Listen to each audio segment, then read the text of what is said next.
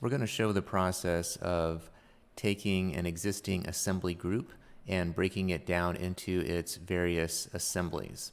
You may need to do this, for example, if you have one piece of it that needs to be replaced, then this allows you to do that so that you can have different installation years on the various assemblies that were part of the original assembly group.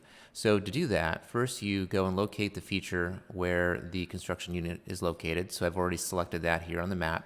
And then you click on the construction units button, which is in the OpenPoint menu. So I'll click on that. And you can see that we've got various construction units associated to this particular feature. And the one we want to break apart is actually this first one, the C6.21F. So first you just have to click on that. And then down below, you'll see the little menu option here where it says More. So you select that, and then you select Break Apart. And it'll ask if you are sure that you want to do this, since you can't undo this particular change. So to do that, we're going to say yes. And it'll say Breaking Apart Plant for a moment here. And when it's completed, then you'll see that there are some new components that weren't there previously. So the original C6.21F is gone, and now we have these two new units here.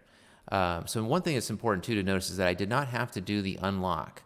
And so since this isn't going to have a negative impact on the CPR ledger, so as far as the construction units are concerned, the information really hasn't changed. It's really the same units underneath the hood there that we just broke apart, and the same counts and the same impact on the CPR ledger. So it allows us to do that without actually unlocking it.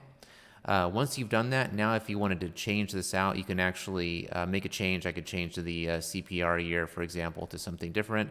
Also, then I could include it in a work order and just do a replacement that way.